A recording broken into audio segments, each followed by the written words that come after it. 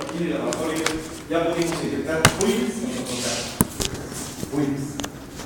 O sea, aquí lo digo por el ciclo de equilibrio. El perro adquiere equilibrio comiendo pulgas. Podría adquirir toxocara comiendo pulgas. Y la cuestión que encontramos es que a las pulgas se las tragan los ratos de toxocara, que mueren. Sí, pero si logramos, por ejemplo, infectar cucarachas. Y hay perros y gatos cucaracheros. Las larvas de toxocara sobreviven en las cucarachas, sobreviven en ratones, sobreviven en conejos, se han infectado gallinas, se han infectado huevos, se han infectado borregos, y en todas las especies logra desarrollarse sin mayor problema. De hecho, la situación de mayor importancia aquí es que el humano funciona como un hospedero paratécnico. ¿Sí? Los hospederos paratécnicos, como ustedes deben de saber, alojan formas larvarias de los parásitos, pero no permiten una evolución mucho más avanzada. Entonces, lo que va a pasar con todos estos individuos es que ellos se quedan con larvas atrapadas en sus tejidos. Y las dos zonas en las que más comúnmente se quedan atrapadas las larvas es en el cerebro y en la musculatura esquelética. Esto es de gran importancia cuando pensamos en las perras, que deben recordar que toxocara se transmite por vía transplacentaria y lactogénica. Entonces, aquí el papel de la perra va a ser muy importante en la transmisión de los parásitos, y eso garantiza que regularmente los cachorritos nazcan parasitados o que se infecten durante la lactancia. Bueno, entonces tendremos que hablar de la toxocariosis por formas adultas y la toxocariosis por formas larvarias. La forma genérica de toxocariosis por formas larvarias es conocida como síndrome de larva migrans visceral. Digamos que sería lo más común. Esta denominación sobre todo se aplica en el caso de los humanos, y existen otras dos posibles variantes de ese síndrome, que es el síndrome de larva migrans ocular, que indica la presencia de larvas de este nematodo en el ojo, o lo que se conoce como toxocariosis encubierta. ¿Sí? ¿Qué es la toxocariosis encubierta? Es una forma asintomática de toxocariosis producida por larvas, en la que la característica es que hay muy poquitas larvas, pero el individuo puede tener algunas manifestaciones, y la mayoría de la gente que está infectada en esta forma presenta la forma encubierta. ¿Sí? Entonces, esto sí puede ser tomado como algo que pueda tener especial efecto en el caso de los veterinarios. ¿Sí? Aunque hay una serie de actividades que podrían favorecer el desarrollo de esta cosa. Bueno, entonces, toxocara, yo digo, es un parásito al que se le debería de erigir un monumento. ¿Sí? ¿Cuál es la razón de ese monumento? Pues el perro o el gato llega a vacunas o desparasitarse. Entonces, en función de esto, una buena parte de los ingresos del veterinario de pequeñas especies se basa en la desparasitación. Y toxocara es el que justifica que se desparasite con o sin parásitos aparentes. ¿Sí? ¿Cuál es la razón? Pues desparasitamos a un cachorro porque tiene adultos o tiene formas que van migrando, y desparasitamos a un perro adulto para prevenir la transmisión lactogénica o transplacentaria. ¿Sí? Aquí les puedo garantizar, se requiere de un protocolo de hasta 5 tratamientos para borrar más o menos las larvas que pudiera transmitir una perra o una perra por vía lactogénica o por vía transplacentaria. ¿Sí? Aquí podemos decir también, estos parásitos son de lo más inteligente. ¿Sí? ¿Por qué digo que son muy inteligentes? Porque se encierran en el cerebro. Y en el cerebro los medicamentos difícilmente llegan a alcanzar concentraciones como para provocarles la muerte. Entonces, lo que se ha observado, pues lo hemos observado después de ya ahorita casi 30 años de estar trabajando con toxocara, es que los toxocaras, cuando los animales son sometidos a tratamiento, el tratamiento mata a todas las larvas que se encuentran en la musculatura esquelética, pero las larvas de cerebro se preservan. Y esas larvas que se preservan, en cuanto detectan que han muerto las de músculo esquelético, empiezan a salirse y salen de forma muy gradual. De hecho, esto ya también se ha estudiado en el sentido de que una perra casi es una licenciada en administración población de larvas de toxocara. ¿Por qué? Porque cuando entra en gestación, solo una pequeña cantidad de larvas de las que están enquistadas pasan a los cachorros. Y durante la lactancia también solo una pequeña cantidad de larvas de las que están enquistadas se activan y causan la infección congénita. Entonces una perra puede mantenerse infectada si no se desparasita hasta por 5 años. De hecho hay una gente de Francia que mantuvo a las perras 5 años y las cruzaba y las cruzaba y las perras seguían transmitiendo el parásito sin mayor problema. Obviamente cada vez menos parásitos. Pero en la perra se da un fenómeno que es el fenómeno del reciclamiento. ¿Sí? ¿Qué hace una perra con la caca de sus cachorros durante las primeras 2 o 3 semanas? Se la come. ¿Y qué pasa después? Ya le empieza a dar como que asco. ¿Sí? ¿Qué pasa? A las 3 o 4 semanas un cachorro que nació infectado ya tiene toxocaras adultos.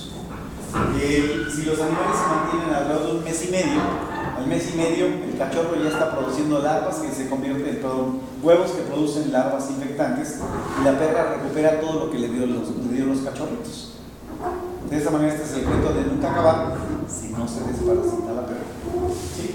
Bueno, entonces estos parásitos son súper prolíficos. De hecho, si hay algún voluntario, los invito terminando la clase, terminando mis clases a las 4 para que visiten toxocaras y que vean la cantidad de huevos que hay adentro de estas cosas. O sea, tienen potencial de reproducción increíble. Estos organismos, de manera que un perro infectado elimina miles de huevos y genera una buena contaminación de la piel. Los parásitos están muy adaptados. O sea, ¿qué implica esta adaptación? Pues la adaptación implica formas adultas en perros jóvenes que carecen de respuesta inmune, formas larvarias en perros adultos, en animales que ya han desarrollado algún nivel de respuesta inmune. ¿Qué es esto? Un instinto para sobrevivir y para poder ser transmitidos a un nuevo posterior. Entonces, estos organismos son, si no son perfectos, están muy cercanos a la perfección en lo que se refiere a la adaptación a sus hospederos. La toxocariosis por formas adultas la podemos considerar que puede estar fluctuando en su frecuencia, tal vez entre un 40, 50 hasta el 100%. ¿Sí? De hecho, aquí en la zona de Boquilán es cotidiana la presencia de toxocara. Vamos a hablar de hasta un 75% de los perros tienen toxocara. Si se acuerdan, ya hablé de 2 mecanismos de transmisión, la lactogénica y la transplacentaria, pero hay también la transmisión por vía oral o la transmisión a través de la ingestión de los perros paraténicos. En este caso, ratones, por ejemplo, infectados con toxocara, pueden actuar como una fuente de contaminación. Está restringido principalmente a cachorros, pero, como comentaba, un cierto porcentaje de perros adultos puede tener formas adultas. ¿De cuánto hablo? Pues se puede encontrar hasta un 15% de perros adultos infectados, que ya es una situación así como que no muy común. Y habrá que pensar, cuando hablamos de perros, de las poblaciones de perros que existen. Entonces, en cuanto a las poblaciones, tenemos los perros de casa que son llevados al veterinario. ¿Qué porcentaje de la población de perros es? Alrededor del 15%. Pero si pensamos en una población de un perro por cada 7 humanos, estamos hablando de una población de unos 15 millones de perros en el país. Y de esos 15 millones de perros, el 85% están fuera de control. O sea, ¿qué implica esto? Pues 2 categorías todavía más. Perros callejeros adoptados por la comunidad. Ejemplo, estudiantes de FES Cuautitlán con perros fugados de los antirrábicos. ¿Sí? ¿Qué es lo que ocurre? La gente que les trae de comer, que los procura mientras está en clases. Pero ¿qué ocurre cuando se van de vacaciones? Pues que se las entiendan los perros. Bueno, se proveen aquí de leche y matan a algunos becerros o borregos o cabras y de esa manera sobreviven. Pero ¿cómo está la cuestión de los parásitos y las enfermedades virales y bacterianas?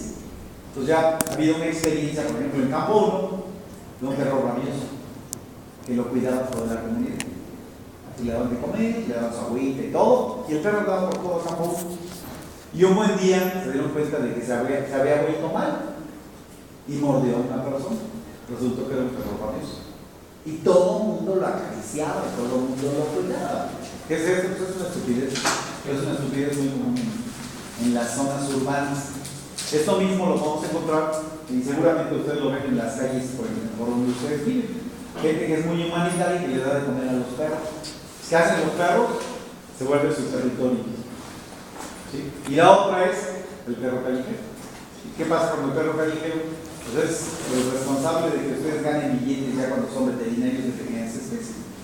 Es el responsable de contaminar el ambiente para que los animales se estén reinfectando. Así que esto hace cuento de nunca acabar con los perros, y así es como se considera la población de perros. Es el monstruo de las 1000 cabezas. ¿Por qué? Porque finalmente, ¿cómo considera el perro callejero a la ciudad? La considera como su hábitat. Así que podemos encontrar perros muy bien ubicados, o sea, también por su rumbo los han de ver, los clásicos perros callejeros dominantes. ¿Qué pasa con esos animales? Pues viven de lo que pueden, pero contaminan de forma muy, muy importante el ambiente. Así que aquí tenemos una influencia importante también del concepto que se tiene de tener perros. Y tenemos situaciones que son realmente extremas, desde el perro objeto, el perro que marca mi estatus social, hasta el perro que sustituye a mi familiar más querido, porque se convierte en mi única compañía, que estoy dispuesto a invertir lo que sea necesario en mantener ese perro. Tenemos toda clase de situaciones, y pues eventualmente el perro se convierte en el animal dominante de una casa. ¿Sí? ¿Por qué? Porque es el consentido, es en el que se invierte prácticamente de todo. ¿Sí? Entonces, mucho de esto está haciendo prácticamente una revolución. ¿Por qué? Porque pues esto lo decían el sábado aquí con este señor, el señor manejador de perros. O sea, la gente, y ahí coincidió conmigo, ¿sí? La gente se animaliza y se intenta humanizar a los animales. Entonces, ¿qué pasa con el animal? El animal basa su comportamiento en el instinto. ¿Y los humanos en qué basan su comportamiento? ¿Por qué estás tan tranquilita ahorita? Cuando podría estar afuera echando relajo. Pues en el entorno en el que se encuentra.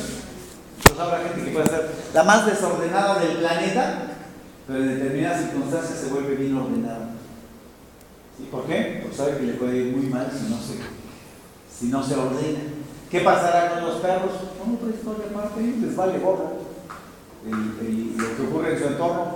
Para ellos, o sea, su vida está basada en los instintos. Los perros son sumamente prolíficos y se comportan como animales que se encuentran en un ecosistema basado justamente en ese instinto. ¿Qué pasa con las larvas? Pues la infestación producida por larvas prácticamente afecta al 100% de los perros adultos. ¿Sí? Aquí hay que recordar cuál es el tiempo en el que se mantienen infectados los perros con formas adultas, aproximadamente unos 5 o 6 meses. Después de 5 o 6 meses ya no tienen adultos, lo que van a empezar a tener son larvas. ¿De dónde obtienen esas larvas?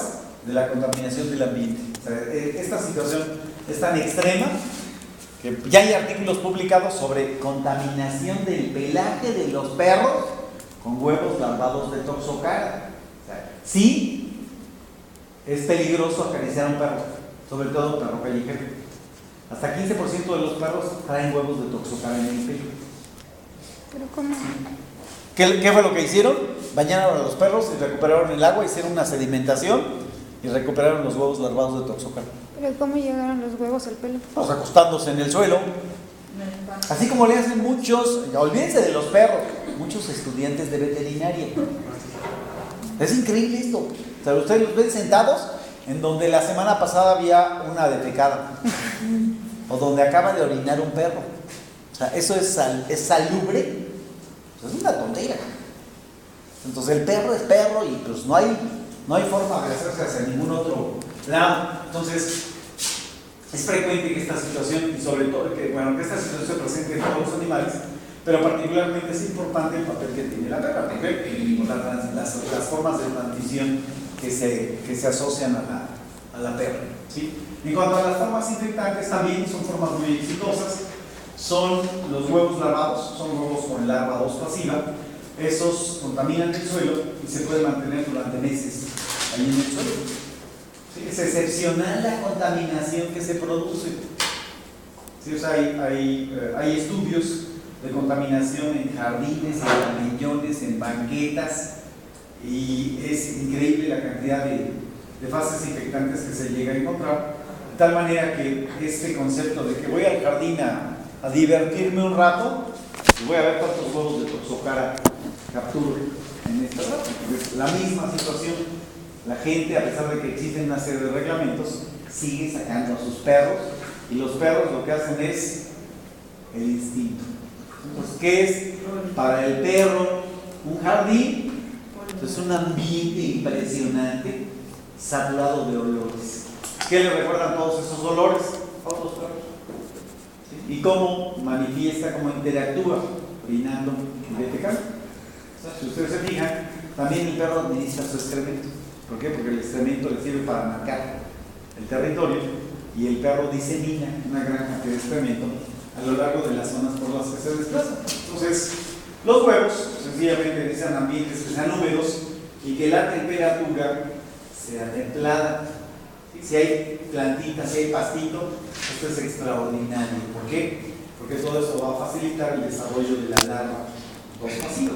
¿Sí? También aquí hay que señalar, el parásito está perfectamente adaptado tanto a los sistemas urbanos como a los sistemas rurales. O sea, aquí no tiene problema, y esto puede ser muy interesante cuando hablamos de perros en medios rurales. ¿Por qué? Porque, o sea, ¿qué ocurre con los esquemas? Vamos a pensar, perro doméstico con dueño, ¿cómo se alimenta? Pues su alimento está bien campechando el perro, ¿sí? Pero ¿qué ocurrirá con los perros de campo? Pues depende del dueño que tenga. Habrá gente que tiene capacidad de les da de comer ese alimento. Si no, ¿qué hacen? Pues se alimentan con sobras, y pues si no hay sobras, ¿qué hacen? Cazan ratones. O sea, es curioso. Si ustedes tienen perros, su perro ha cazado algún ratón, lo usa como juguete, pero regularmente no se los comen. Y los perros ambiente rural los cazan y se los comen. ¿Por qué? Porque es su forma de suplementarse proteína. Entonces, ¿cuál es la importancia de los ratones? Son los hospederos paraténicos número 1 de toxocara. Tienen larvas enquistadas en el cuerpo, y comerse las larvas enquistadas en el cuerpo del ratón permite que los animales se superinfecten. De hecho, esto es súper interesante, por ejemplo, en los perros pastores. ¿Sí? Perro pastor de borregos. Pues, ¿qué es en el ambiente natural un borrego para un perro? Pues es una presa fabulosa. ¿Sí? De ahí surgió el rollo, ¿se acuerdan del rollo del chupacabras? Eran perros que cazaban borregos, que cazaban lo que fuera. Entonces, ¿qué ocurre con el perro para que sea pastor? ¿Cuál será la mecánica? ¿Qué les dijeron en etología? ¿Cómo un perro se convierte en pastor? Porque es el depredador natural del borrego. ¿Qué será para que el perro se convierta en pastor? Pues hacerle creer que es borrego. Y lo que hacen es lo destetan prematuramente de la perra, y hacen que lo lacte una borrega. Entonces, ¿qué hace el perro? Pues desde ese tiempo le cambiaron a la mamá, y todos los congéneres se comportan diferentes. Entonces, ¿qué hace el perro? Se comporta como borrego. Pero es un borrego que ladra y que muerde. ¿Sí? Entonces, así es como adaptan al perro para convertirlo en borrego, y se convierte pues, en un animal bastante especial, que tiene la comida enfrente, pero que no está autorizado para comerse a los borregos. Entonces, ¿qué hace el pobre perro pastor? Que es muy curioso. Ustedes pueden ver hasta los concursos con estos perros pastores australianos que dicen, no, son una maravilla. Ya hace falta que hagan su hoja de Excel para que lleven el registro de los borregos, y si se movió, si no se movió. ¿Sí? ¿Qué pasa con esos animales? Pues esos animales les dan de comer. ¿Qué harán los perros pastores acá? Pues les dan sobras, si hay sobras, y se alimentan a base de casi puros ratones. Entonces es interesante porque si los ratones están infectados, se van a atascar de larvas y se acaban rapidito los perros. ¿Sí? De hecho, se ha comparado el efecto que tienen las larvas enquistadas en el cuerpo de los perros con el síndrome de fatiga crónica. ¿Sí? Que creo que ya les hablé. ¿Les hablé alguna vez del síndrome de fatiga crónica? Sencillo. pura cortisona, o perdón, puro cortisol. ¿Qué es cortisol en tu cuerpo? Es un mediador del estrés. ¿Sí? Si tú te estresas, disparas cortisol. ¿Y qué es lo que hace el cortisol? Que esto ya se los dieron en etología. Seguro les hablaron de estrés. ¿Qué hace el cortisol? Pues lo prepara al individuo para la contingencia a la que se va a enfrentar. ¿Sí? Y los factores estresantes, ¿a qué llevan a los individuos? Pues hay dos opciones. La primera, a que huyan de ese estímulo estresante. Y la segunda, a que enfrenten ese estímulo estresante. De cualquier manera, esto representa un desgaste. Y ese desgaste crónico acaba por fastidiar a alguien. O sea, yo estoy seguro que algunos de ustedes están a punto, es más, tú tienes la pinta de que estás a punto de enfermarte. ¿Sí? ¿Por qué? Ya viene el estrés de los exámenes finales. ¿Qué va a pasar? Todo el mundo viene, va a estar súper ocupado y su organismo va a distraer el metabolismo hacia muchas otras cosas. ¿Qué hace esto? Esto los debilita y hace que se los lleve el tren. Es más, yo les garantizo, habrá algunos que se levantan como si los hubieran apaleado y no han movido un dedo todavía. ¿Qué es eso? Es síndrome de fatiga crónica. ¿Sí? ¿Qué hace? Genera un desgaste físico muy importante. No nos damos cuenta. ¿Sí? Y esto se los garantizo. Se la pasan pensando en algo que los obsesiona, no sé, pasar infecciosas. Pasar infecciosas. Eso es una situación. Y se presenta con reproducción, por ejemplo. ¿Sí? Es bueno, o sea, tengo que hacer un esfuerzo máximo para dar el jalón y aprobar la materia. De otra manera, ¿qué vas a pasar? 6 meses. O enfrentar el extraordinario, que hasta la fecha no ha pasado nadie en extraordinario. Pues está complicada la cuestión. ¿Sí? Entonces, esto está adaptado a muchas circunstancias. Ya hemos hablado, bueno, infección lactogénica, la congénita o transplacentaria, la infección producida por larvas presentes en los huevos, y lo que les comentaba de los hospederos paraténicos, que aquí es muy interesante, porque los hospederos paraténicos, alojando larvas en el cerebro, se vuelven más lentos, se vuelven más fáciles de depredar. Entonces esto hace que de alguna manera el parásito manipule a su hospedero, favoreciendo la infección. Bueno, ¿qué importancia tiene todo esto? Pues, como les decía, un alto porcentaje de los animales tiene toxocara, y el principal problema se asocia con una mala condición nutricional, que si hablamos de perros jóvenes, genera su desarrollo. ¿Sí? Los animales van a tardar mucho tiempo en recuperarse de esta situación. Aquellos que tengan larvas enquistadas en su cuerpo van a tener un problema crónico de miositis. Ese problema crónico de miositis lo vamos a comparar con las personas que sufren reumatismo. ¿De qué se quejan las personas que tienen reumatismo? Sobre todo ahorita con este clima, de dolor muscular. ¿Sí? ¿Cómo se trata eso? Pues les dan algunos productos que reducen el dolor y de esta manera se van sobrellevando esta cuestión. ¿Qué pasa en el caso de los perros? Pues el problema está ligado a la presencia de larvas enquistadas. ¿Cómo podemos resolverlo? Desparasitando al perro. ¿Sí? Entonces, si no se desparasita el animal, va a seguir con ese tipo de molestias. Eventualmente la toxocariosis causa muerte. ¿Sí? ¿Cuándo puede causar muerte? Pues la regla regular es perras que no se cruzan durante varios años y repentinamente son sometidas al cruzamiento y no se desparasitan. O sea, ¿qué va a pasar? Van a tener una gran cantidad de larvas enquistadas en el cuerpo, van a liberar, sobre todo van a provocar una infección transplacentaria muy elevada. ¿Sí? Como resultado, nacen animales muy infectados y desarrollan neumonía. ¿Sí? Aquí hay que recordar, normalmente los cachorros nacen con larvas en el hígado, que prácticamente en cuanto nacen, las larvas se activan y se van a los pulmones. Pues si inhiben una gran cantidad de larvas, va a haber una gran cantidad de lesiones y esto genera neumonías que les provocan la muerte. O sea, puede haber algunos otros mecanismos, pero otra de las cuestiones que hace relevante esta cosa es que la toxocariosis zoonótica, que existe un elevado riesgo de contraer la infección. Esto es en razón del nivel de contaminación ambiental que existe y en razón también del comportamiento de los niños para con los perros. ¿Sí? Aquí otra vez, o sea, mucha gente fomenta que el niño se compenetre con los cachorros, y es más, algunos se los regalan o los adoptan directamente de la calle con todo y sus lombrices. Entonces, el problema particularmente es importante en niños de entre 4 y 12 años y particularmente niños de sexo masculino. ¿Por qué? Porque hay una diferencia entre cómo juega una niña de entre 4 y 12 años y cómo juega un niño de entre 4 y 12 años. ¿Sí? Tal vez esta cuestión ya esté cambiando un poco en razón de la tremenda influencia de los juegos electrónicos. Sí, ya, o sea, seguramente a ustedes todavía les tocó jugar a las canicas y jugar a una serie de cosas que implicaban estar directamente en contacto con el suelo. ¿Qué es lo que está pasando con los chamacos de ahora?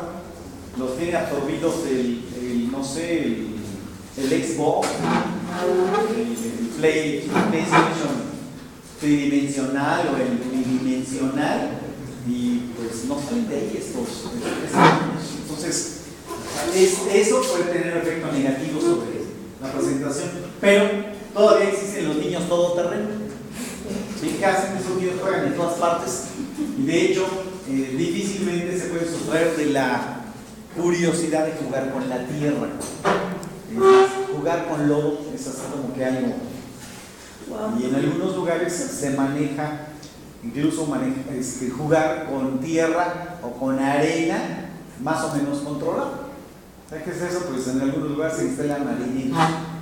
Pero los areneros atraen perfectamente a los gatos y los gatos defecan en los areneros y ya se fregó el asunto. ¿Sí? Entonces también esto puede estar ligado a la vida, esto es a comer tierra, a la geofagia. ¿Sí? Y eventualmente le atinan a donde no debería de ser. Ustedes se comen la tierra que tiene la mayor concentración de huevos. O sea, aquí nos ha tocado toda una serie de casos interesantes, desde niños que comen tierra de macetas donde acostumbraba a defecar el gato, que se comieron miles de huevos y que empezaron a tener problemas neurológicos. ¿Sí? Hasta gente que tiene problemas, por ejemplo, de tipo respiratorio, que tiene problemas tipo asmático, por ejemplo, o algo más simple, que tienen déficit del coeficiente intelectual. ¿Sí? O sea, aquí ha habido experimentos así loquísimos. Imagínense inocular niños con larvas de toxocardia. ¿Te atreverías? Pues como para que te metan a la cárcel. Pero hubo una zona geográfica y una época en la que a determinadas personas no se les consideraba humanos. Es más, aquí vivimos se vivió la experiencia. ¿Sabes lo que eran las encomiendas en México? No. ¿Nadie sabe lo que eran las encomiendas? Es sencillo. Tendremos los 200 indígenas para que los cuides, pero que trabajen para ti. ¿Por qué? Porque no les sirve la cabeza. ¿Sí? Es más, se creía que no tenían espíritu. ¿Por qué? Porque no eran católicos. Entonces, ¿qué pasaba? Pues explótalos hasta donde gustes. ¿Por qué? No van a entender cómo está la cultura.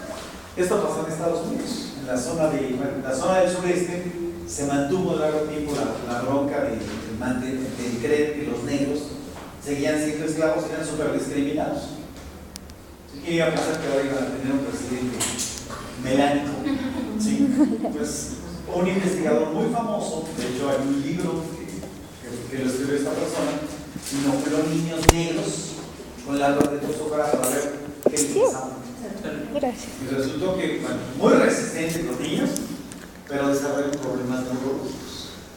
Y pues lo más elemental era, se afectaba su coeficiente intelectual.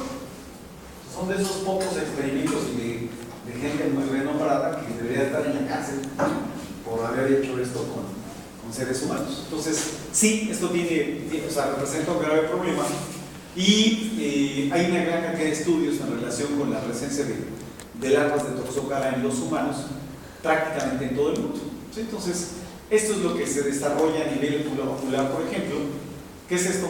Clínicamente, ¿cómo se describiría esto? Clínicamente, ¿cómo se describe esto, Canijo? ¿Cómo se llama esto?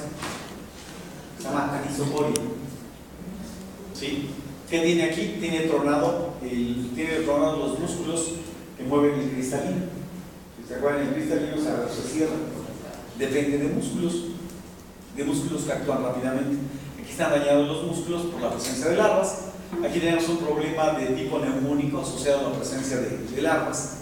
Y les decía, también puede haber problemas neurológicos relacionados con la presencia de las larvas. ¿Sí? Entonces, está plenamente identificado esto, aunque está subestimado. ¿En qué radica la subestimación? Pues mientras no le rascan, no encuentran los casos de toxocara. Bueno, déjenme ver. A ver si nada. Esto nada más para que lo recordaran, pero bueno, déjenme ver si está aquí el archivo. No está. No está el archivo. No hay problema. Todo el mundo sabe bien el ciclo de toxocara. Un ciclo de ascárido. Y si no se lo saben, no hay problema, porque aquí está lo más elemental de este ciclo. Simplemente hay que recordar, en el caso de los perros jóvenes, pueden desarrollar el parasitismo a través de la infección transplacentaria, esto es, larvas dos enquistadas en el cuerpo de la perra, pasan al cachorro, desarrollan su migración gastroenteropático-cardiopulmonar gastroentérica, desarrollando gusanos adultos en el intestino en 4 semanas. En el caso de la infección por glándula mamaria, la lactogénica, puede darse el ciclo completo o puede darse la implantación de gusanos directamente en el intestino. También puede haber por ingestión de huevos larvados que están en el suelo o por la ingestión del cuerpo de los predadores paratínicos que tienen larvas dos enquistadas en ese cuerpo. Entonces, en el caso de los cachorros, siempre va a haber el desarrollo de formas adultas a nivel de intestino delgado. Y si se trata de animales adultos o los hóspedes paraténicos, lo que va a ocurrir es que las larvas se enquistan y se van a enquistar en vísceras como el cerebro o en el tejido muscular esquelético.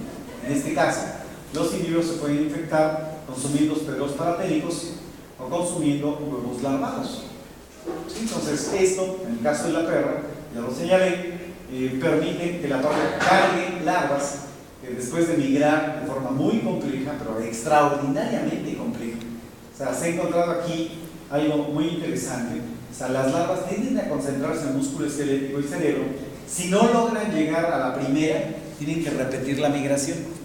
Esto es así como que te equivocaste en la tarea y lo tienes que repetir 5 veces para que aprendas. ¿Sí? O bien lo que le pasa a mucha gente, que solo puede llegar a un lugar, seguramente a algunos de ustedes les pasa, solo pueden llegar a un lugar si llegan a un punto específico. Entonces, bueno, el poste número 2340, yo salgo de ahí para llegar a tu casa. Si no salgo del 2340, me pierdo. Es muy chistosa esta cuestión.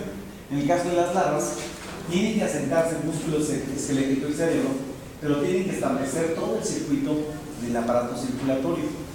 Entonces, ¿qué opciones hay de llegar directamente al cerebro o a un músculo esquelético? Pues las opciones son todas las ramificaciones arteriales que tenga el cuerpo. Entonces, si sale a la primera, pues se va al hígado. ¿Qué le pasa si llega al hígado? Te me vas a los pulmones y regresas otra vez por vía sanguínea. Se equivocó a la segunda y se fue al riñón. Te sales del riñón y te regresas otra vez a los pulmones. Y eso puede hacer que las larvas migren hasta 4 veces, causando una serie de deterioros. Entonces, las perras acumulan larvas y estas larvas pueden ser liberadas durante la gestación o durante la lactancia. De esta manera se deshacen de las larvas. Entonces, aquí puede estar el humano, aquí pueden estar los roedores, aquí puede haber una gran cantidad de individuos y muy esporádicamente, les comentaba, puede haber gusanos adultos en el carbón. Bueno, ¿cómo daña Toxocara? Pues Toxocara daña de muchas formas. En el caso de los perros jóvenes, el daño inicial se asocia con la migración de las larvas. ¿Sí? ¿Qué es lo que van a hacer las larvas? Pues ya señalé, tienen una migración. A ver, tú, Karina, repite la migración. ¿Cómo se llama la migración? Repite el trabalenguas. Repite el trabalenguas. Gastroentero, hepato, cardio, pulmonar. Gastroentero. Entonces tiene que desplazarse por todas las vísceras para regresar al intestino. Aquí la primera cuestión es: ¿por qué tanta estupidez? Si pasaron al intestino, deberían de quedarse en el intestino. Entonces, ¿para madurar qué? Pues en las Es muy interesante esta cosa. Entonces, como si le preguntáramos a ti, compañera, ¿cuándo decidiste que querías ser veterinario? Hay gente que desde la primaria, no, yo voy a ser médico de animalitos. ¿Por qué? Porque me gustan mucho los perros. ¿Sí, no? Seguramente conocen a alguien que tiene esa vocación desde muy niño, pero sus papás no decidieron que porque era un niño que quería ser veterinario, lo iban a llevar a Tezcuautitlán a los 10 años. ¿Sí? ¿Cómo hubiera sido hacer una necropsia a los 10 años? O una cirugía en la que saliera sangre por todas partes. Claro, hay gente que dice, no, si así va a ser la cosa, me retiro. Se requiere un proceso de maduración. Es más, en el caso de los gringos, se requiere un lapso de 2 años previos a hacer la carrera para que definan si realmente esa es la vocación que tienen. ¿Sí? ¿Por qué? Porque les meten unas ligas de Padre Señor nuestro. ¿Qué pasa aquí? Pues los gusanos se tienen que adaptar de una condición aeróbica en el exterior a una condición anaeróbica. Y tienen que madurar su cutícula también. ¿Sí? De hecho, el cuerpo de estos organismos tiene una cutícula súper dinámica. ¿Sí? Imaginen ustedes un gusano que viene protegido por un chaleco antibalas que se recambia todos los días. Así es la larva del toxocardio. ¿Sí? La cubierta corporal tiene una gran cantidad de proteínas que continuamente se están recambiando y que impiden que los anticuerpos o las células les hagan algún tipo de daño. Entonces lo que va a hacer la larva es migra y va destruyendo tejido. ¿Sí? El tejido destruido normalmente sangra, se producen hemorragias, y esta lesión que se produce en el hígado o en los pulmones hace que aparezca una respuesta inflamatoria, pero este tejido es una zona en la que no se va a quedar la larva. De manera que, si ustedes se acuerdan, las larvas llegan por sangre. ¿A dónde van a llegar? Pues van a llegar primero al parénquima del hígado. ¿Sí? ¿Qué característica tiene que hace tan especial al parénquima hepático? Esto ya más o menos se los explico. ¿Cómo se integra el parénquima hepático?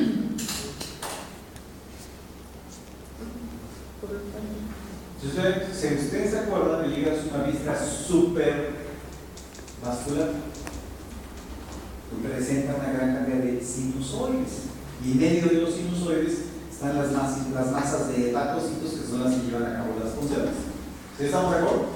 Pues los gusanos entran por la vía sanguínea, pero atraviesan el parénquima y hacen un destrozadero impresionante en el parénquima del hígado. ¿Qué secuelas hay en el caso del hígado? El hígado, ya comentamos, es una víscera noble y se cicatriza primero y se regenera después. ¿Sí? Pero ¿qué va a pasar con los pulmones? En el caso de los pulmones, las larvas rompen el parénquima, generan hemorragias. ¿Y qué pasa con la evolución o la involución de las lesiones? O sea, se involuciona solo a forma. Esto es, la zona dañada se sustituye por tejido cicatrizal y esto ya no cambia. Mientras en el hígado hay regeneración, en los pulmones ya hay un deterioro que queda acumulado. Entonces, estas larvas abandonan estas vísceras y se van al intestino. En el intestino, si ustedes se acuerdan, se convierten en adultos. ¿Cuál es la especialidad de estos parásitos? La quimofagia. ¿Qué es lo que comen? Todo. ¿Y por qué tienen que comer todo? Por la gran capacidad de reproducción o por la gran producción de huevos que tienen estos organismos.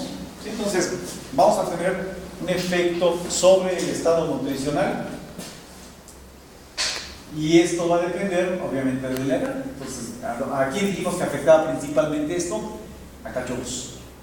Entonces, esto va a provocar pérdida de peso, esto va a provocar problemas de subdesarrollo en los animales, pero también se puede asociar al desarrollo de diarrea. ¿Y cuál va a ser la causa de la diarrea? La interacción continua entre el cuerpo del parásito y estas piezas. ¿Sí? Esto, si lo vemos en el laboratorio, se ven los 3 labios sensuales del toxocardio. 2 pequeños y 1 grandote. ¿Sí? Pero esos labios están bordeados de dientes. Entonces, la interacción de estas superficies con la mucosa genera una gran irritación y esto lleva al desarrollo de una enteritis. Esto eventualmente puede provocar diarrea y la expulsión espontánea de gusanos. Pero algo que resulta más interesante en ese sentido va en la respuesta adaptativa que tiene la mucosa del intestino. ¿Por qué? Porque la mucosa de ese intestino desencadena una reacción de hiperplasia. ¿Sí? Esto ya lo vimos con otros parásitos. La hiperplasia hace que proliferen las células, pero lo que prolifera son células no diferenciadas. ¿Qué va a pasar si hay predominio de células no diferenciadas? Estas células no absorben nutrientes y el parásito consume una gran cantidad de estos nutrientes. Pero también, si ustedes se acuerdan, esto lo vimos apenas con el síndrome de revenosis gastroentérica, con la gastritis hiperplásica o la enteritis hiperplástica. ¿Se acuerdan? Esto lo vemos con el mocos, con los trombios, con las larvas hipobióticas. Y esto causa una pérdida de cemento intercelular, generando el síndrome de pérdida proteica. ¿Qué es esto? Pues se pierde albúmina. ¿Especialmente? ¿Cómo compensa el organismo la pérdida de albúmina? Ya lo vimos y me pasé un rato totote y lo repetí. ¿Cómo compensa el organismo? ¿Cómo lo compensa? Saca proteína del músculo. Sí, se te está pegando ahí. Saca proteína del músculo y esto hace que se pierda volumen corporal. ¿Sí? Entonces, este es otro elemento y de hecho, aquí hay una situación que es muy interesante. Junto con esta hiperplasia de la mucosa, se produce una hipertrofia de las capas musculares. ¿Cuántas capas musculares tiene el intestino? O eso ya se los dan en nuestro tiene dos, una longitudinal y una transversal, para poder emitir los dos tipos de ondas peristálticas. Entonces, normalmente se hipertrofia en las capas de músculo y esto hace que la pared del intestino se haga más gruesa. Tenemos el componente de hiperplasia más el componente de hipertrofia, más gusanos, más pérdida de masa muscular. ¿Sí? ¿A qué nos lleva esto? Al perro característico, flaco y panzón.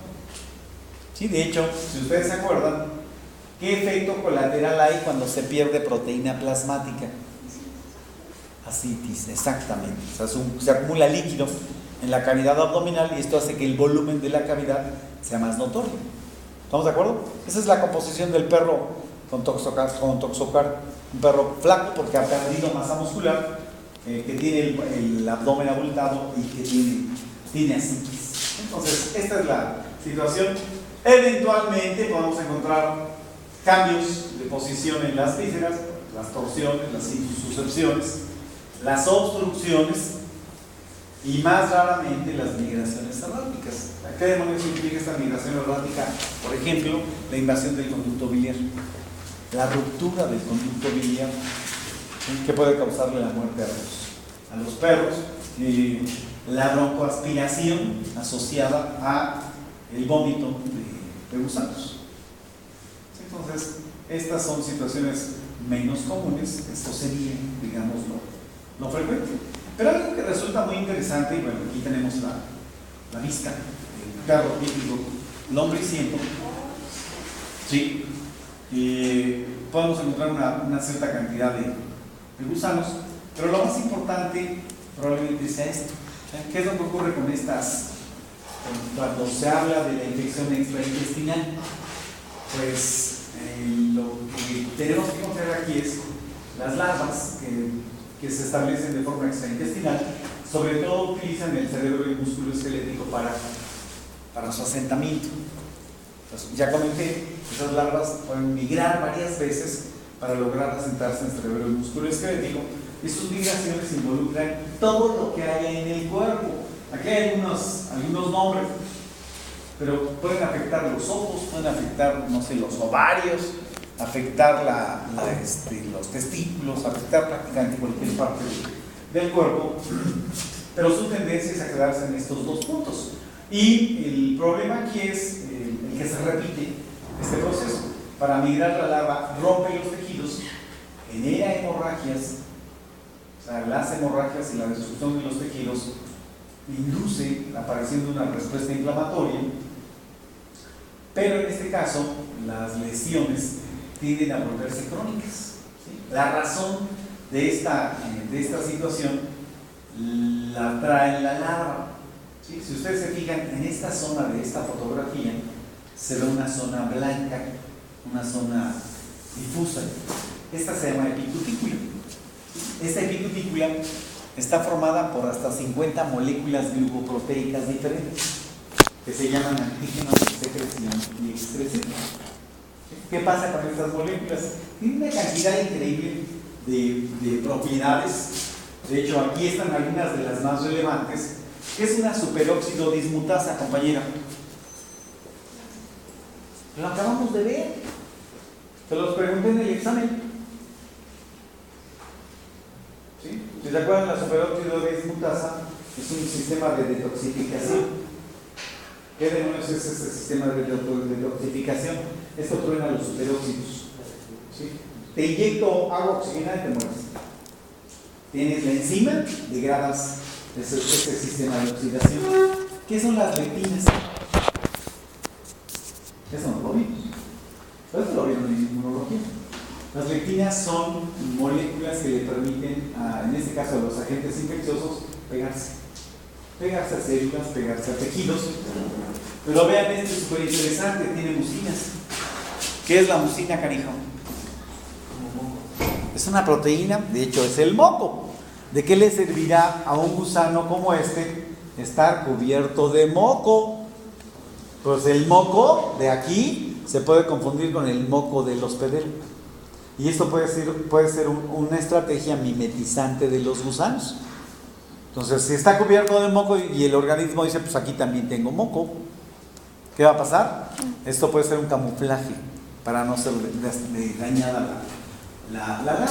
Entonces, enzimas, lectinas, factores de adhesión y mucinas.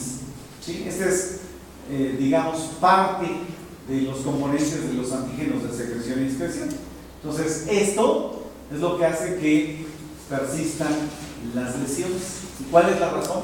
Pues cada vez que el organismo, déjenme pasarlo más para acá, cada vez que el organismo reacciona contra los gusanos, vean, este es un ejemplo, estos son acúmulos de antígenos. Si el organismo interactúa, si las células del sistema inmune o los anticuerpos interactúan con el gusano, lo que hace el gusano es se quita la epicutícula y se las deja. ¿Sí? Esto es más o menos lo que hace una lagartija cuando la capturan de la cola. Si ustedes han hecho eso de chamacos, es muy común hacerlo. Pescamos a la lagartija y lo que hace la lagartija es desprende la cola. Ya le va a salir una cola nueva. Pero le costó la cola, pero salvó la vida. Lo que hacen las larvas en este caso es se deshacen, vean, está muy bonita, se deshacen de los antígenos y estos antígenos son los que mantienen la respuesta inflamatoria en la zona en donde deberían estar las larvas. Es más o menos el efecto de la lagartija con su cola. Entonces, ¿qué va a pasar con las larvas? Pues aquí viene la cronología. Estos son las vísceras de animales que se infectaron a propósito. Y ustedes pueden ver aquí las lesiones hemorrágicas y microscópicamente, esto es una gran vellosidad, y aquí está la larva. ¿Sí? De acuerdo con la óptica de los patólogos, esta ya es toda una tragedia para el gusano. ¿Sí? Esto, obligatoriamente, estas células inflamatorias van a atrapar a la larva y la van a matar. ¿Sí? Lo que hace la larva es se deshace de los antígenos y se va al hígado. ¿Sí? Aquí en el hígado puede generar algunas lesiones superficiales que se pueden evidenciar en la cápsula del hígado y podemos ver a las larvas migrando dentro del hígado. ¿Sí? ¿Qué va a pasar aquí? Pues aquí lleva una escolta de células inflamatorias. Esta es la larva, está rebanada transversalmente. Si se fijan, aquí se ve un halo café. Este halo café es el revelado de los antígenos de excreción y expresión que liberan las larvas. Lo que va a hacer la larva es a dejar esto y abandona el hígado. Entonces aquí, bajo la óptica del patólogo, ya atraparon a la larva. ¿La van a matar? Pues no, sueltan todos sus antígenos y se van los pulmones. O sea, eso lo hace en cada... Lo puede hacer diariamente. En cada Sí. parte. No hay ningún problema para la larva. ¿Por qué? Porque los antígenos de secreción y excreción los obtiene a partir de todo lo que se come del hospedero. ¿Qué es lo que se come? Todo esto. O sea, cada que lo Sí. encuentran... Cada que lo va siguiendo. O sea, de hecho, esta es muy característica, esta en particular, es muy característica, chico.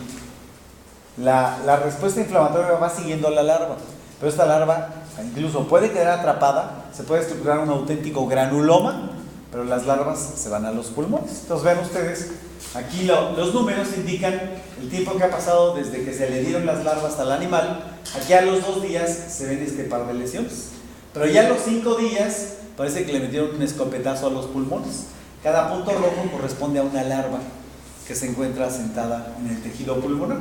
Si se fijan, para el día 10 ya no está tan encendido en rojo. ¿Qué es lo que pasó? Las larvas ya se están yendo de los pulmones. ¿A dónde van?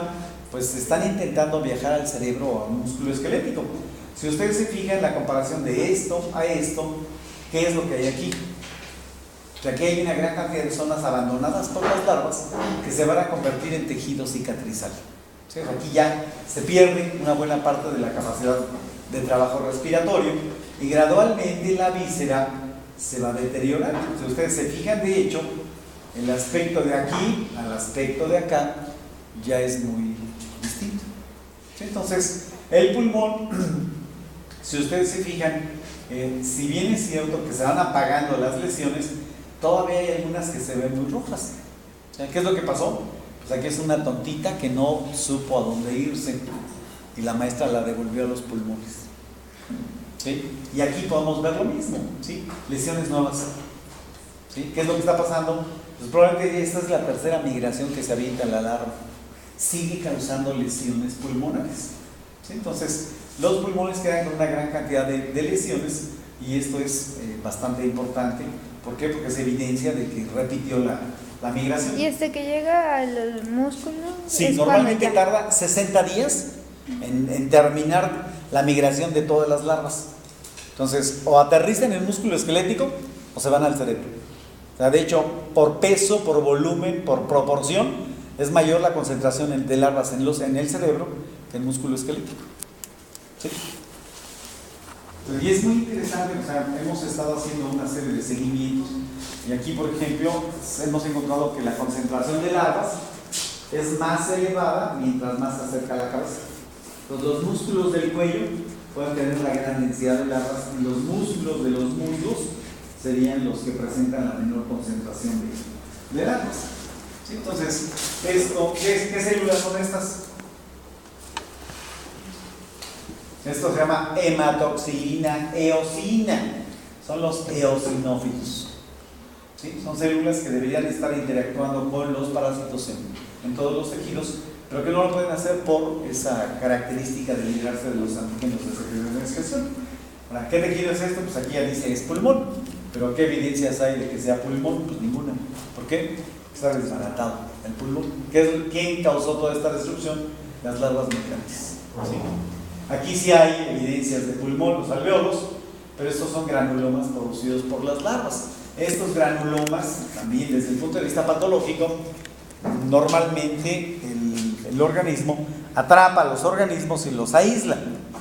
Desde el punto de vista patológico, aquí debería determinarse la migración, pero no es cierto. Esta migración sigue para llegar al cerebro y al músculo esquelético. Esta nos la brincamos. ¿Qué es esto? Pues este es un huevo de Toxocara y ustedes pueden ver bastante café alrededor. Son antígenos liberados a partir del huevo. Esto nos puede pasar cuando nos atrapa una tolmanera aquí afuera. ¿Sí? ¿Se acuerdan de estos días que estuvo lloviendo? Pasaban 2 o 3 días sin llover y se levantaban nubes de polvo. A los salvajes más todavía, acá en la Jiménez Gallardo, cuando están haciendo el hotel de ese inútil, nos bañan en polvo cada vez que pasamos. Pasa el camión rápido, levanta la nube de polvo y ahí puede haber una cantidad increíble de estas cosas. Esto causa, vean ustedes, aquí más o menos está bien, hay algo de edema, pero aquí está bastante dañado. Todo está causado por un huevo de Toxocara. Bueno, riñones, aquí están las lesiones que se producen en los riñones.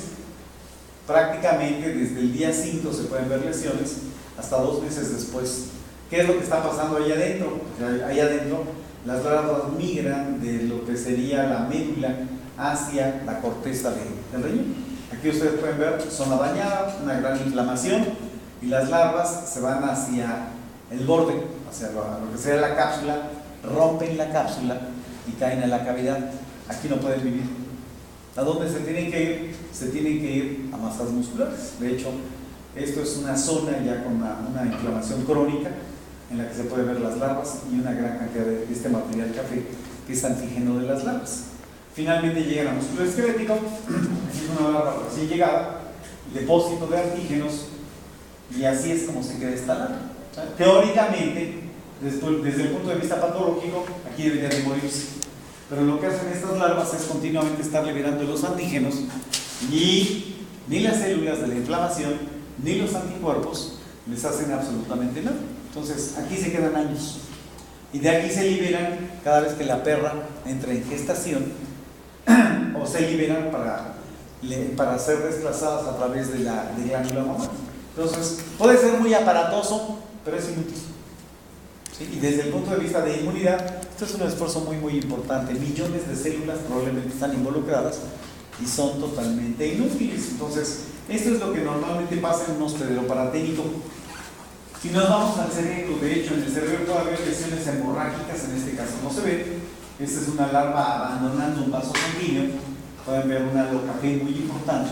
Todos estos son antígenos de la larva. Pero si se fijan, aquí está el vaso, aquí hay algunas células inflamatorias, hasta aquí pueden llegar. Neutrófilos, macrófagos tienen prohibido entrar acá. ¿Qué pasa si se produce una inflamación como en cualquier otra zona del cuerpo a nivel cerebral? ¿Qué sería lo que pasaría, compañera? No. Llevan los... ¿Qué hacen? Acuérdense que los macrófagos y los neutrófilos, sobre todo, traen toneladas de enzimas. Eso sí, se puede decir, cargan armas de alto poder. ¿Sí? Porque regularmente, en donde llega un neutrófilo o un macrófago, se libera una gran cantidad de estas sustancias y licúan los tejidos. Entonces, ¿qué va a pasar con el cerebro desde el punto de vista de su estructura? Pues hacen un licuado de cerebro, y que te hagan un licuado de cerebro, ¿qué resultados puede tener, canijo? Te mueres. Entonces, ¿qué es lo que pasa? La barrera hematoencefálica prohíbe que lleguen células no autorizadas. ¿Por qué? Porque aquí adentro tienen su propio sistema asociado a fagocitosis, asociado a inflamación, que es muchísimo más decente. ¿Sí? Esto podría ser el equivalente a que en la puerta pusiéramos, pues eso pasa en los bancos. ¿Sí? ¿Quién cuida los bancos? Si es que los cuidan. Entonces dicen que hay policía bancaria. ¿Sí? ¿Y qué pasa con la policía bancaria? Tiro por viaje se los bañan. ¿Sí? A diferencia de que son unos granaderos armados con AK-47, para que si te robas un peso te vacíen el AK-47. ¿Sería lógico? Pues desde el punto de vista de crimen, se está cometiendo un crimen. ¿Sí? Que acaben contigo por ladrón. Acabamos con el problema. Pero la cuestión aquí ¿es lógico? ¿Porque te robaste un peso que te maten? Pues no. Y aquí sería lógico que entren la artillería pesada a trabajar en un lugar sumamente delicado. Pues no. Entonces, esto es bueno y es malo. ¿Por qué? Porque esto impide que las células destruyan el cerebro, pero no limita la posibilidad de que las larvas migren en el cerebro. Entonces, se las pueden encontrar ustedes encantadas de la vida. ¿Sí? ¿Qué hay aquí? Cero respuesta inflamatoria. ¿Sí? De hecho, esto es un haz nervioso. No se trata de una reacción. Y aquí ustedes pueden ver que la larva anda encantada de la vida. ¿Sí? Se tendrían que hacer muchas gestiones para permitir que la caballería pesada entrara y agrupara o atrapara a las larvas para poder encapsularlas. Entonces las larvas sobreviven perfectamente en el cerebro y obviamente causan muchos problemas. ¿Sí? Finalmente aquí tenemos las larvas ya en los ojos. O sea, aquí hay una larva que ha invadido el ojo, que hay una larva llegando por vía sanguínea al ojo. ¿Qué es lo que va a pasar aquí? Pues aquí forma un granuloma y esto lesiona el ojo, afecta la capacidad de visión. Entonces, ¿Cuál es la situación? Pues la situación es sumamente compleja. ¿Sí? Aquí no estoy poniendo, para no abrumarlos, todo lo que es la interacción inmunológica. Es una auténtica locura lo que ocurre, pero lo puedo resumir de una manera muy sencilla. El sistema inmune se ve superestimulado por la presencia de las larvas. Se producen toneladas de anticuerpos, se activan grandes cantidades de células que resultan absolutamente inútiles. Entonces, nosotros vamos a tomar muestras de los animales, vamos a tomar muestras de los humanos, vamos a encontrar una gran cantidad de anticuerpos. Se puede encontrar normalmente que desarrollan una supereosinofilia. ¿Sí? ¿Por qué? Porque en esta infección se produce una gran cantidad de anticuerpos IgE. ¿Sí? ¿De qué son mediadores las IgE? De reacciones alérgicas del tipo de electrosensibilidad tipo 1. ¿Sí? Entonces, ¿qué van a hacer los eosinófilos aquí? Van a antagonizar la reacción de los anticuerpos IgE, ¿sí? Que si se acuerdan, hacen que se degranulen células cebadas y basófilos, que liberen histamina, que liberen serotonina. Entonces, la cuestión aquí es muy sencilla. Los anticuerpos se depositan sobre la epicutícula, o las células se pegan sobre la epicutícula de la larva, y la larva desprende la epicutícula. Entonces, esto lo hace tantas veces como sea necesario que se le peguen anticuerpos o células del sistema inmune. Entonces, ¿a dónde nos lleva esto? Las larvas pueden sobrevivir años y van a generar un desgaste muy importante en el hospedero. ¿Estamos de acuerdo? Entonces, los efectos de esta situación van a depender de la cantidad de larvas y eventualmente esto puede ser una condición mortal. ¿Sí? ¿Cuándo puede ser mortal? Cuando el cerebro se invade con una gran cantidad de larvas. ¿Sí? O bien va a ser una condición crónica, que les digo, la podríamos comparar con el síndrome de fatiga crónica asociado al desarrollo de una inflamación crónica de la musculatura esquelética. Pues, ¿qué vamos a ver ahí? Dolor, inflamación muscular. ¿Sí? ¿De qué manera se puede ver esto? Pues esto sobre todo ustedes lo pueden ver en los perros adultos con esa condición de dolor, esa condición de inmovilidad, pero sobre todo como una condición de desgaste. ¿Sí? Se sabe, por ejemplo, que en todas las razas, digamos, hay un estándar de vida promedio. Los perros chicos, ¿cuánto tiempo viven? Seguramente conoces a alguien que tiene su perro que tiene 18 años, 20 años, 22 años, el clásico perro de la abuelita, que envejeció igual que la abuelita. ¿Sí? Y el perro anda encantado de la vida y además es bien agresivo y desgraciado. ¿Sí? Clásica condición de perro consentido. ¿Sí? ¿Y qué pasa en los perros grandes? Regularmente se invierte la ecuación, las razas grandes viven menos tiempo.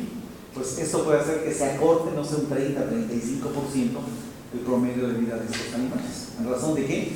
De que sufren esa miositis crónica y los hace ver como si fueran personas con reumatismo. Exactamente se comportan de esa manera. ¿Cómo hacer el diagnóstico en este caso?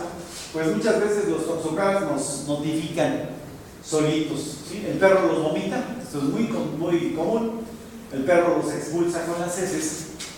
O bien, podemos hacer varias técnicas mediante las cuales podamos observar los clásicos huevos.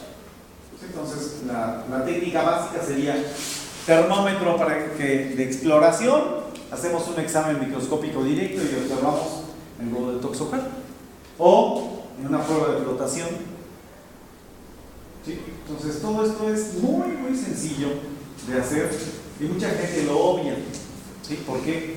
Pues bueno, seguramente tiene parásitos, lo vamos a desparasitar tal y cual.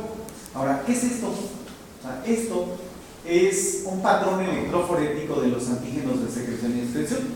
Esto se aplica para hacer diagnóstico serológico. ¿Sí? ¿En qué condiciones tenemos que hacer diagnóstico serológico? Pues esto se hace en los humanos. ¿Sí? Está montada la técnica de ELISA, que es una técnica para tamizar, simplemente nos dice tiene o no tiene anticuerpos contra toxocar, y la técnica de ELISA se complementa con la técnica de Western blot. ¿Sí? ¿Sí se acuerdan de cuál es la esencia de la técnica de ELISA? ¿En qué está basada la técnica de Elisa, cariño? La conjugación de enzimas. La conjugación de enzimas. ¿De cuáles enzimas?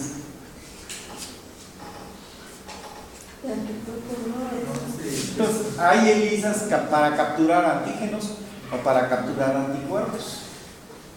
¿Sí? Todo depende de lo que se quiera hacer. Pero si queremos capturar antígenos, simplemente en esas plaquitas de 96 pozos de poliestireno se pegan los anticuerpos. ¿Sí? Ahí se pegan los anticuerpos. Y lo que se va a hacer es con el suelo de la persona hacerlo reaccionar con los anticuerpos antitoxocal.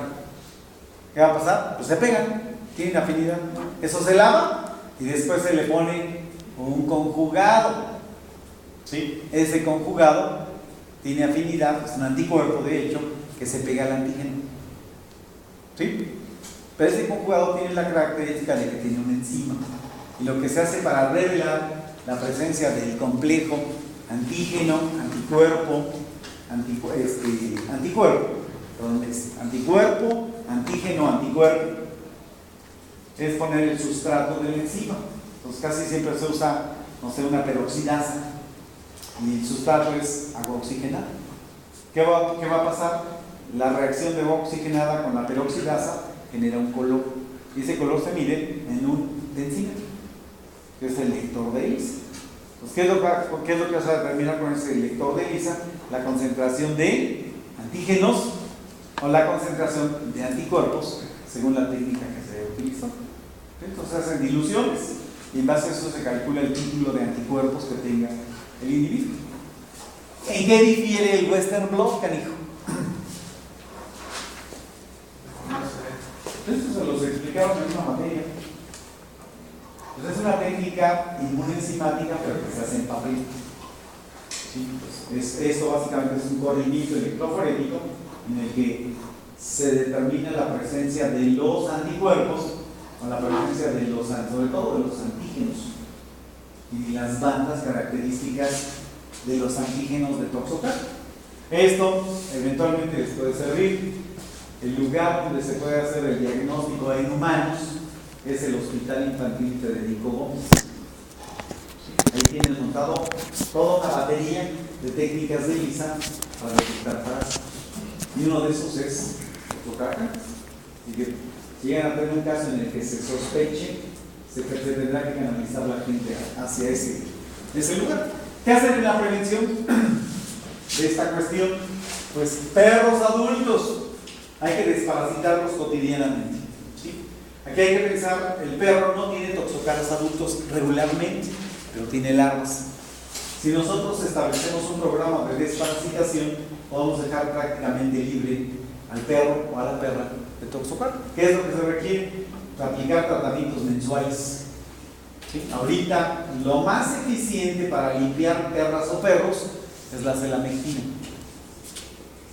¿Sí? ¿Qué es lo que se requiere? Una secuencia de 3 tratamientos. ¿Sí? ¿Qué es lo que hacen los primeros 2 tratamientos? Borran prácticamente todas las larvas musculares y al final eliminan las cerebrales. ¿Sí? Lo que se ha observado, déjenme ver si está aquí esta diapositiva. Sí está. Ah, qué bueno. Está. Barras rojas, cerebro, barras amarillas, músculo. ¿Sí? Baja densidad de larvas en músculo, alta densidad en cerebro. Se empieza a hacer tratamientos, ¿sí? Y se puede ver de aquí para acá una variación importante. Pero si ustedes se fijan, aquí en esta barra que tiene un solo tratamiento en músculo, prácticamente esto es 0. ¿Y cómo es posible que de 0 suban casi a 10, a 20, a 30, a 40 y después caiga a 0? Pues lo que está pasando, si ustedes se fijan, mientras de aquí baja, acá sube. De aquí sale de cerebro a músculo y aquí los medicamentos son eficientes matando larvas en músculo. Entonces, hacer tratamientos, de hecho esto se hizo con ivermectina, 5 tratamientos, casi el 90% de las larvas fueron eliminadas. Les hablo de 5 tratamientos. Por ahí en el 91, un tratamiento mataba a las mismas. ¿Qué es lo que está pasando? resistente, probablemente. ¿Sí? ¿Por qué? Porque a los pobres perros les meten ivermectina a la menor provocación. Después de todo eso es muy barata, no pasa nada. ¿Sí? Bueno, entonces, esto es lo que se tendrá que concebir, y especialmente es importante con la perra.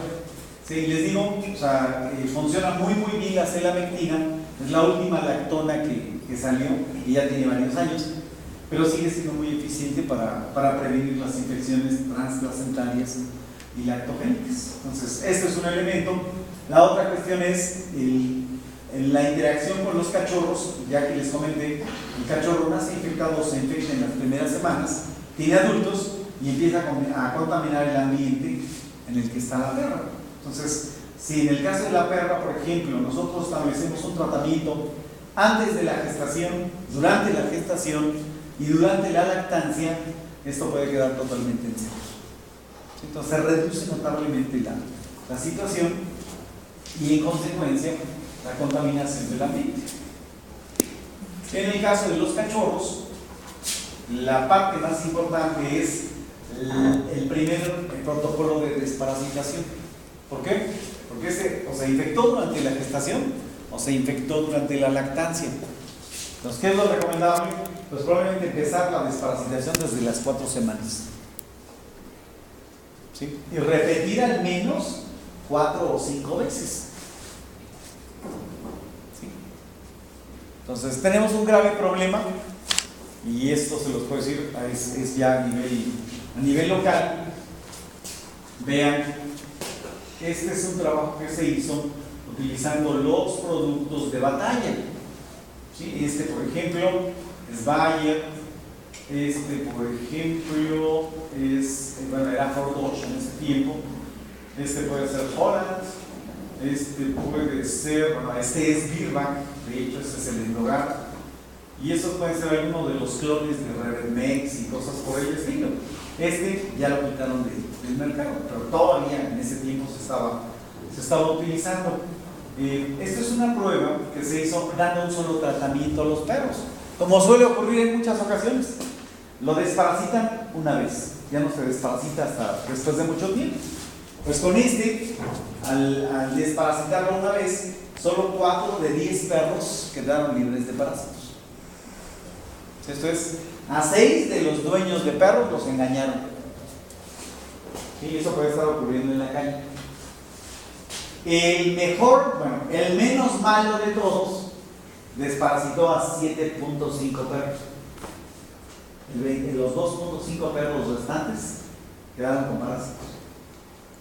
Entonces, ¿cuál es la importancia aquí? Bueno, primero que nada hay que ver qué parásitos tienen, ¿sí? Y desparasitar enfocándose específicamente a esos parásitos. Y la otra cuestión es verificar el resultado de la desparasitación. ¿Sí? ¿Por qué? Porque esto es más o menos el concepto que hemos manejado del efecto del tequila. ¿Sí? ¿Cuánto tequila matas?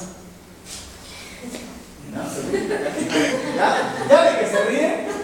No, dice, a mí no me deja con mamarrachadas, no hago todo. No, tranquila, la cuestión es el producto va a intoxicar a los gusanos, y la forma en la que el gusano se defiende es dejando de reproducirse. ¿Sí? Después de todo, es lo que le genera más desgaste. Se recupera de la intoxicación y con singular alegría se vuelve a reproducir. ¿Sí? Entonces, lo que hay que hacer aquí es, en esta prueba crítica, a los perros los tratamos, los monitoreamos durante 15 días y después los sacrificamos. Después de haberles dado un solo tratamiento. ¿Sí? ¿Qué se tiene que hacer acá? Pues ya lo desparasité 2 semanas y reviso si sigue teniendo parásitos. Entonces, y esto va a ser un juicio para saber si sigo usando la porquería que le di o mejor busco otra opción. ¿Sí? Entonces, esto es muy importante. Una estupidez terrible es tener a los perros en el jardín sin desparasitar. ¿Sí? ¿Qué hacen? Siembran de toxocara ese lugar. Y otra cuestión que pues, puede ser menos común es el que interactúen con los perros paraténicos, ejemplo ratones. ¿Sí? Entonces, Aquí la parte importante es repetir la desparasitación hasta que queden totalmente libres.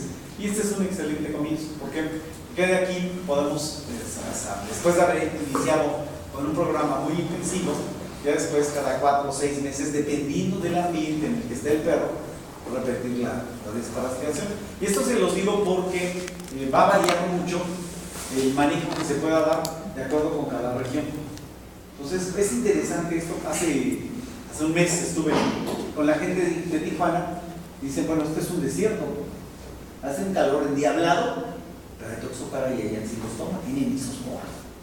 Dicen, ¿cómo? Pero si eso tiene que estar en un ambiente húmedo. Pues son los toxocaras de Tijuana, no son cualquier tontera. ¿Sí? Entonces esto lo vamos a trasladar a Chiapas. ¿Qué pasa en Chiapas? Súper húmedo, súper caliente. ¿Qué hay? Está hirviendo en ancilostomas y toxocaras. Hay que tratar a los animales a veces cada 2 meses. ¿Por qué? Porque el riesgo es elevadísimo. Ancilostoma tiene un ciclo muy corto. Pero se puede estar comiendo los ancilostomas. Hay que presionar más en el tratamiento. ¿Sí? Entonces, si ustedes se fijan, en este caso, los productos adulticidas y larvicidas son prácticamente los mismos. ¿Sí? Aquí tenemos como opciones para toxocara en los fenotiazínicos, la piperacina. Siguen haciendo productos a base de piperacina. Se requieren 3 o 4 tratamientos de dosis elevada para que esto jale. Está la dietilcarbamazina, que también es un fenotiazínico. Está el nitroscanate, que prácticamente está fuera del mercado. Hay varios benzimidazólicos, o sea, probablemente uno de los más socorridos es el albendazol y el fenbendazol. ¿Sí? Pero hay mucha gente enamorada del mebendazol, por ejemplo. ¿Sí? En gatos, por ejemplo, está el oxibendazol. Se usa el levamisol, pero el levamisol oral. O sea, si ustedes quieren apantallar al dueño de un perro, sacan las lombrices en 2 patadas, le pueden meter el levamisol inyectado. Pero si se equivocan de la dosis, será el perro que quede libre de parásitos. Ya nunca le va a dar toxocariusis. Se muere. ¿Sí? O sea, hay un margen muy estrecho para producir intoxicación. Lo recomendable en este caso es darlo por vía oral. Está el famato de Pirantel, sumamente aplaudido, tiene alrededor de unos 35 años en el mercado. Casi todos los medicamentos vienen mezclados con famato de Pirantel o con embonato de Pirantel o con oxantel, sería lo más recomendable. Y tenemos las lactonas como la ivermectina, super socorrida, la celamectina, ¿sí? Y aquí una buena alternativa es la moxidectina. ¿Sí? La moxidectina solo la venden para rumiantes. Pero ustedes pueden inyectarle la moxidectina, que no les va a pasar nada. De hecho, una evidencia de que esto funciona es que Bayer el año pasado, fue este año lanzó su producto a base de moxidectina, ¿sí? Para perros. La cuestión es, la moxidectina tenía la patente los laboratorios Fort Dodge, que en paz descansen, se los tragó Pfizer. ¿Sí? Pfizer vende moxidectina, pero ya perdió la patente y ahora ya cualquier laboratorio puede entrar. Esto es una excelente oportunidad porque esto va a funcionar muy bien. Entonces Bayer ya está usando esta molécula que está libre y pues es una extraordinaria estrategia de estas gentes. ¿Sí? Bueno, entonces esta es la cuestión. Hay tratamiento en humanos, de hecho uno de los tratamientos ocurridos es a base de albendazol. Y recientemente, hace 3-4 años, han autorizado la utilización de ivermectina para humanos. Eso es un producto ya desarrollado por un laboratorio en Bajío y ya se vende por todo el país. Se llama Idextern, la ivermectina de uso en humanos. ¿Sí? El albendazol ya fuera del mercado y el mebendazol es así como toda una duda respecto al mebendazol porque se absorbe muy poquito a través del intestino. ¿Sí? Entonces, los utilizables serían dietilcarbamazina, albendazol e ivermectina.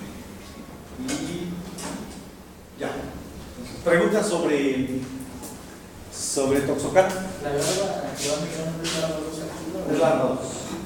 Son larvas 2. De hecho, no se llaman activas, se llaman larvas dormantes. Es que a ver, una de las diapositivas tiene que es la base que está en larva 2 pasiva. Sí, o sea, lo que entra es una larva 2 que viene dentro del huevo. Una vez que eclosiona, y ya logra asentarse, pues se le llama la larva dormante. Si a alguien le interesa, tengo un capítulo de un libro sobre dormancia. Es un capítulo de un libro de parasitología que solamente habla de dormancia. Y también tengo una